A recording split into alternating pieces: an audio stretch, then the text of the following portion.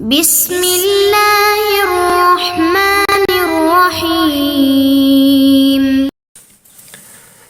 بسم اللہ الرحمن الرحیم والصلاة والسلام علی اشرف الانبیاء والمرسلین اما بعد۔ آج کے سبق کی عبارت ہے فَإِنْ وَهَبَ دَقِيقًا فِي بُرٍ أَوْ دُهْنًا فِي سِمْسِمٍ لَا وَإِنْ طَحَنَ أَوْ أَخْرَجَ وَسَلَّمَ وَكَذَا السَّمْنُ فِي اللَّبَنِ وإنما لا يجوز لأن الموهوب معدوم وقت الهبة بخلاف المشاع، وهبة لبن في ضرع وصوف على غنم وزرع ونخل في الأرض وتمر في نخل كالمشاع، أي لا يجوز هذه الهبات، لكن إن فصلت هذه الأشياء عن ملك الواهب وقبضت تصح، وتم هبة ما مع الموهوب له بلا قبض جديد، وما وهب لطفله بالعقد، وما وهب أجنبي له بقبضه عاقلا أو قبض أبيه أو جده أو وصي أحدهما أو هو معها أو أجنبي يربيه وهو معه أو زوجها لها بعد الزفاف، أي زوج الطفل الموهوب لها لأجلها لكن بعد الزفاف. وصح هبة اثنين دارا لواحد لأن الكل يقع في يده بلا شيوع، وفي عكسه لا، أي هبة واحد لاثنين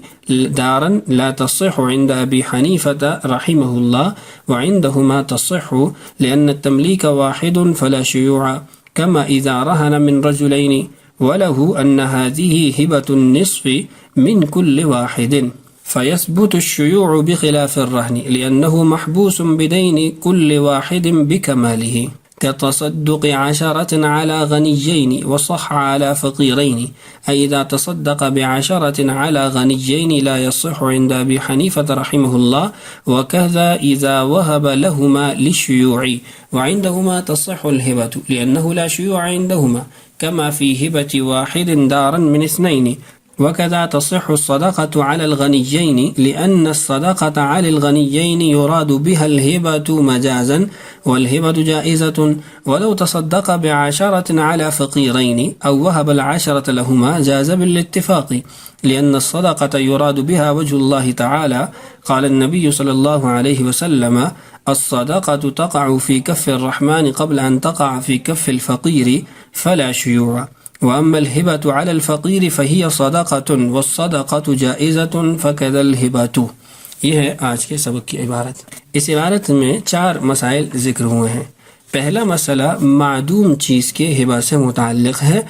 اس باب کی پہلے سبق کی ابتدا میں بتایا تھا کہ معدوم چیز کا ہبہ درست نہیں ہے، تو اس کی امثلہ دیکھیے۔ فَإِنْ وَهَبَ دَقِيقًا فِي بُرٍ، کہا کہ گندم کے اندر جو آٹا ہے وہ آپ کو ہبہ کرتا ہوں، أَوْ دُهْنًا فِي سِمْسِمٍ، یا کہا ان تلوں کے اندر جو تیل ہے وہ آپ کو ہبہ کرتا ہوں، لا، تو یہ درست نہیں ہے۔ وَإِن طَحَنَ أَوْ أَخْرَجَ وَسَلَّمَ، اگرچہ وہ قبضہ سے پہلے اس کو پیس دے، اس میں سے تیل نکال لے پھر حوالے کرے، تو پھر بھی یہ درست نہیں ہے۔ شیوعوں کے مسئلے میں ہم نے یہ کہا تھا کہ اگر وہ حوالے کرنے سے پہلے تقسیم کر دیتا ہے تو وہ ہبہ درست ہے، لیکن یہاں پر معدوم کی ہبہ کے اندر اگر وہ بعد میں جدا بھی کر دیتا ہے، پیس بھی دیتا ہے، تو پھر بھی درست نہیں ہے۔ وَكَذَا السَّمَنُ فِي اللَّبَنِ، ایسے ہی کہا کہ اس دودھ کے اندر جو گھی ہے وہ آپ کو ہبہ کرتا ہوں، گھی معدوم ہے۔ انما لا يجوز، یہ درست اس لیے نہیں ہے، لأن الموهوب معدوم وقت الہباتی، ہبہ کرتے وقت موہوبہ چیز معدوم ہے، والمعدوم لیس بمحل للملک، اور معدوم چیز ملکیت کا محل تو ہے نہیں، بخلاف المشاع، برخلاف مشاع چیز کے کہ مشاع چیز میں ملک تو ہے، اس کا وجود تو ہے، لیکن اس کی تقسیم نہیں تھی، شیوع کی وجہ سے وہ آگے ہبہ کا قبضہ حاصل نہیں ہو سکتا تھا، تو اس لیے وہاں پر اگر وہ قبضہ دینے سے پہلے تقسیم کر دیتا ہے، شیوع ختم کر دیتا ہے، تو ہم نے اس کا اعتبار کیا تھا کہ ہبہ درست ہے، لیکن معدوم چیز چونکہ موجود ہی نہیں ہے تو اس لیے اس کی صورت مختلف ہے۔ مزید اس کی مثالیں دیکھیے۔ وَهِبَةُ لَبَنٍ فِي ضَرْعٍ، کہا ان تھنوں میں جو دودھ ہے وہ آپ کو ہبہ کرتا ہوں۔ وَصُوفٍ عَلَى غَنَمٍ، بھیڑ کی پشت پر جو اون ہے وہ ہبہ کرتا ہوں۔ وزرع ونخل فی الارض، یا کہا کہ کھیتی یا درخت وغیرہ جو زمین پر ہیں یہ آپ کو ہبہ کرتا ہوں، وَتَمْرٍ فِي نَخْلٍ، اس درخت پر جو کھجور ہے وہ آپ کو دیتا ہوں، کَالْمُشَاعِ، یہ ساری صورتیں مشاع کی ہی طرح ہیں حکم کے اندر۔ کیا مطلب؟ لا يجوز هذه الہبات، یہ سارے ہبات اپنی ذات میں درست نہیں ہیں، لیکن ان فصلت هذه الاشیاء عن ملک الواہب، اگر واہب کی ملک سے ان چیزوں کو جدا کر دیا جاتا ہے، وقوبضت، اور پھر قبضہ کیا جاتا ہے، یعنی قبضہ دینے سے پہلے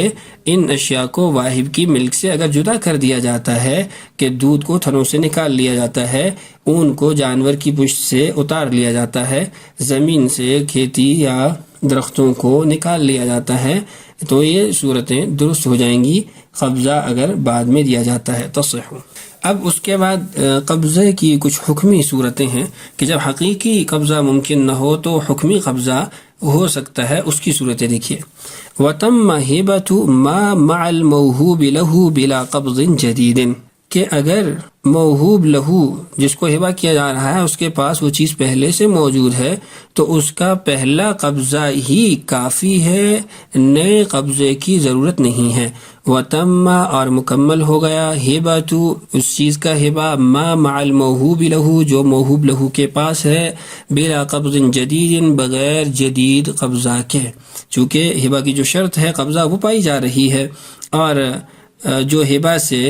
قبضہ حاصل ہوتا ہے وہ امانت کا قبضہ ہوتا ہے، تو جو بھی امانت کا قبضہ ہوگا وہ اس کے قائم مقام ہو سکتا ہے، برخلاف بیع شرا کے، چونکہ اس کا جو قبضہ ہوتا ہے وہ مضمون ہوتا ہے، اس کی وجہ سے ضمان آتا ہے یا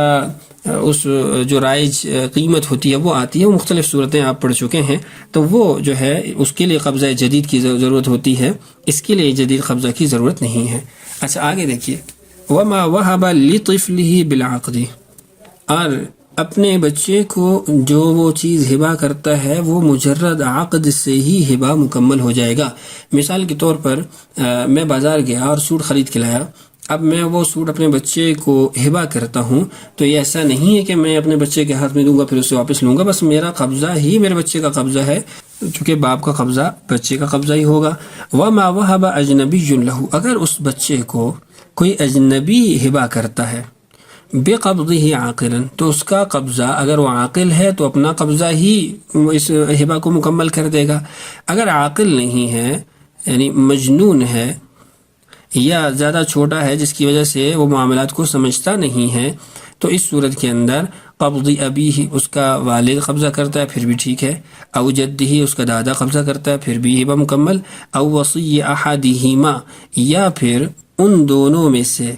یعنی باپ یا دادا ان دونوں کا کوئی وصی قبضہ کرتا ہے تو پھر بھی درست ہے، او ام ہوا معہا، یا پھر ماں قبضہ کرتی ہے، چھوٹے یعنی بچے کی ماں وہ قبضہ کرتی ہے، لیکن شرط یہ ہے کہ بچہ ماں کے ساتھ ہے، ماں کی پرورش میں ہے۔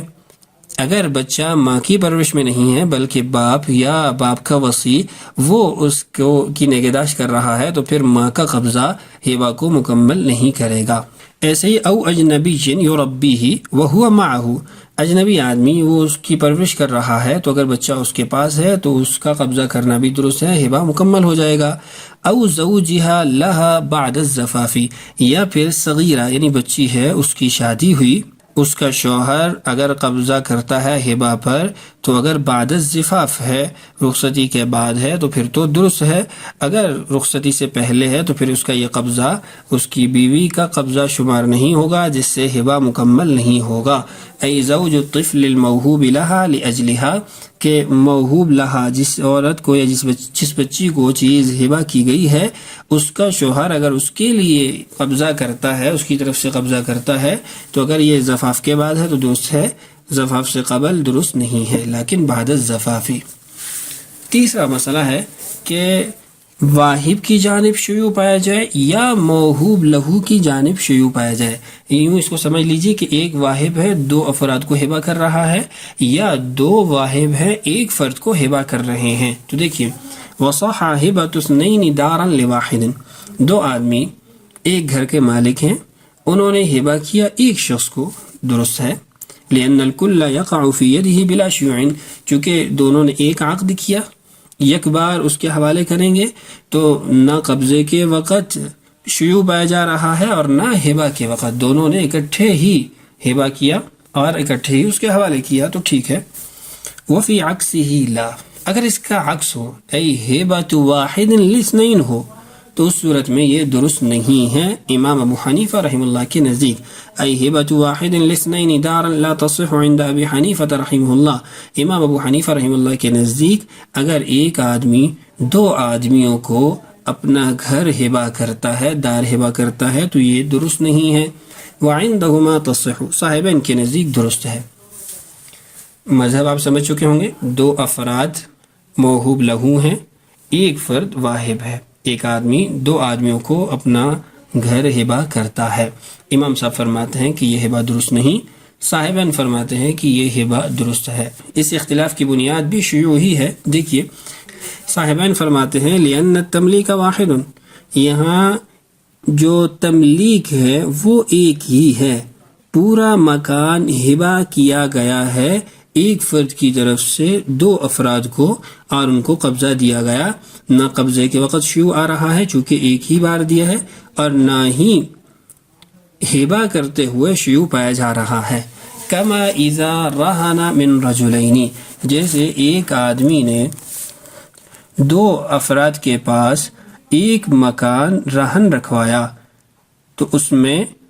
شیوع نقصان دہ نہیں ہے، تو اس صورت کے اندر تو امام صاحب بھی فرماتے ہیں کہ یہ ٹھیک ہے، اگر ایک آدمی دو کے پاس رہن رکھواتا تو ٹھیک ہے، حالانکہ دو کے پاس جو رکھوایا گیا اس میں بھی تو شیوع آ رہا ہے، اور شیوع ہم نے کہا تھا رہن کے اندر تو زیادہ نقصان ہے۔ پچھلے سبق کے اندر ہم نے ایک صورت پڑھی تھی جس کے اندر رہن میں تو شیوع طاری ہو یا شیوع مقارن ہو، دونوں ہی اس کو ختم کر دیتے ہیں، اس کے یعنی وہ رہن قائم نہیں رہتا۔ فرماتے ہیں رہن کے معاملے میں تو شیوع کا تحمل یا اس کا محتمل ہونا یہ نہیں ہوتا، تو جب ایک فرد دو آدمیوں کو ایک گھر رہن کے طور پر دے سکتا ہے تو پھر ایک فرد دو آدمیوں کو ایک مکان ہبہ کے طور پر کیوں نہیں دے سکتا؟ یہ قیاساً انہوں نے دلیل دی۔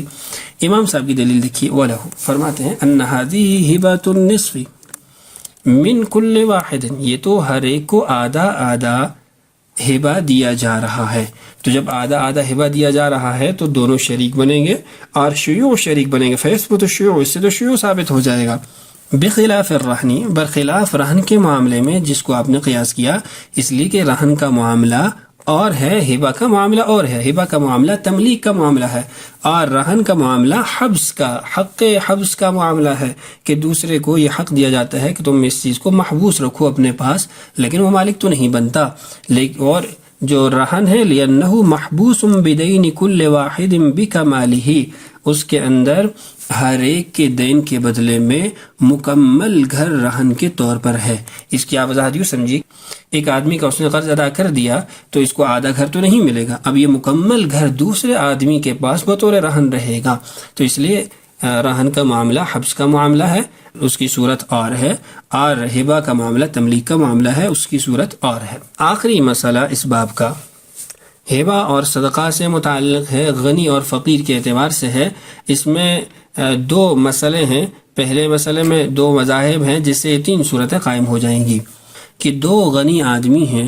ان کو 10 درہم صدقہ دیا گیا یا 10 درہم ہدیہ دیا گیا، ہبہ کیا گیا۔ امام صاحب فرماتے ہیں کہ یہ درست نہیں ہے، صاحبین فرماتے ہیں کہ یہ بھی درست ہے۔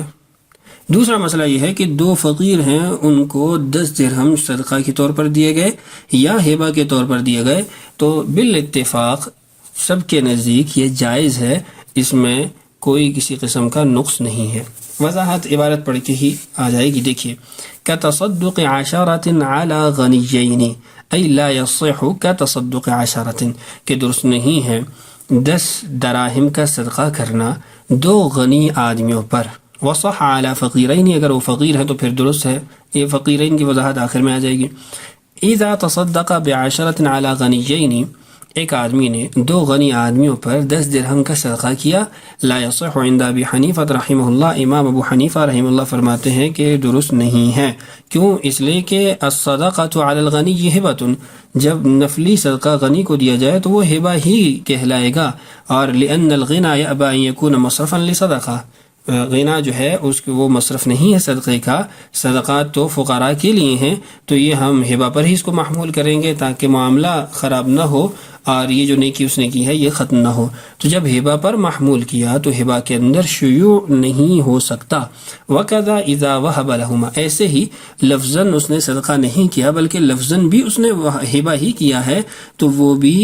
درست نہیں ہوگا۔ وجہ دونوں کی ایک ہی ہے، الشیوع، کہ اس میں شیوع پایا جا رہا ہے کہ 10 درہم دیے جا رہے ہیں، 2 افراد کو دیے جا رہے ہیں، اب یہ 10 درہم کے ہر جز کے اندر دونوں شریک ہیں، تو شیوع شرکت اور شیوع ملک ثابت ہو رہی ہے۔ تو صدقہ کے کلمات سے ہو یا ہبہ کے کلمات سے ہو، اگر وہ شخص غنی ہے تو یہ درست نہیں ہوگا۔ وعندہما، صاحبان فرماتے ہیں تصح الہبہ، تو ہبہ درست ہے، کیوں؟ لأنه لا شیوع عندهما، پہلے ہم پڑھ چکے ہیں کہ ان کے نزدیک شیوع نہیں ہے، التملیک واحد، تملیک ایک ہے، کما فی ہبۃ واحد دارا من اثنین، پہلے ہم پڑھ چکے ہیں کہ ایک فرد 2 افراد کو دار ہبہ کرتا ہے۔ وکذا تصح الصدقۃ علی الغنیین، ایسے ہی غنی آدمیوں پر اگر صدقہ کیا جاتا ہے تو وہ بھی درست ہے، لأن الصدقۃ علی الغنیین یراد بها الہبۃ مجازا والہبۃ جائزۃ، اس لیے کہ صدقہ غنی افراد کو جب دیا جاتا ہے تو اس سے ہبہ ہی مجازاً مراد ہوتا ہے، اور ہبہ جائز ہے ان کو دینا، اور شیوع بھی اس میں نہیں پایا جا رہا ایک تملیک ہونے کی وجہ سے۔ اچھا، یہاں تک تو غنی افراد کے اعتبار سے تھا نا کہ غنی کو ہبہ، 2 غنی افراد کو ہبہ دیا گیا، 2 غنی افراد پر صدقہ کیا گیا، اس کی وضاحت تھی۔ اس کے بعد ہے کہ اگر فقیر افراد کو ہبہ دیا جاتا ہے یا صدقہ دیا جاتا ہے تو اس کو دیکھیے، وَلَوْ تَصَدَّقَ بِعَشَرَةٍ عَلَى فَقِيرَيْنِ أَوْ وَهَبَ الْعَشَرَةَ لَهُمَا جَازَ بِالاتِّفَاقِ، 10 درہم ہے، 2 فقیروں پر صدقہ کیا یا ان دونوں فقیروں کو وہ روپے بطور ہبہ یعنی کلمات ہبہ سے دیے تو یہ بالاتفاق جائز ہے۔ وجہ کیا ہے؟ لأن الصدقة يراد بها وجه الله تعالی، صدقہ سے اللہ تعالیٰ کی خوشنودی چاہی جاتی ہے، رضامندی مطلوب ہوتی ہے۔ قال النبی صلی اللہ علیہ وسلم، اللہ کے نبی صلی اللہ علیہ وسلم نے ارشاد فرمایا، الصدقة تقع في كف الرحمن، صدقہ رحمان کے ہاتھ میں جاتا ہے، قبل ان تقع في كف الفقیر، فقیر کے ہاتھ میں جانے سے پہلے۔ فلا شیوع، تو اس کے اندر اب شیوع نہیں ہے، اس لیے کہ اللہ تعالیٰ کی ذات تو واحد ہے، اللہ تعالیٰ کی ذات کی نیابت فقیر لوگ کرتے ہیں، وہ وصول کرتے ہیں۔ وَأَمَّا الْهِبَةُ عَلَى الْفَقِيرِ فَهِيَ صَدَقَةٌ، جہاں تک فقیر پر ہبہ کی بات ہے تو وہ کلمات کے اعتبار سے تو ہبہ ہے لیکن وہ حقیقتاً تو صدقہ ہی ہے۔ وَالصَّدَقَةُ جَائِزَةٌ فَكَذَا الْهِبَةُ، اور صدقہ جائز ہے تو ہبہ بھی جائز ہوگا۔ کتاب الہبہ کا پہلا جز ہم نے مکمل کر لیا، اگلی ویڈیو میں انشاءاللہ ہم باب الرجوع عنہا پڑھیں گے۔ اللہ تعالیٰ سے دعا ہے اللہ تعالیٰ ہمارے لیے اسباق کی تکمیل آسان فرمائے، اللہ تعالیٰ ہم سب کا حامی و ناصر ہو۔ السلام علیکم ورحمۃ اللہ وبرکاتہ۔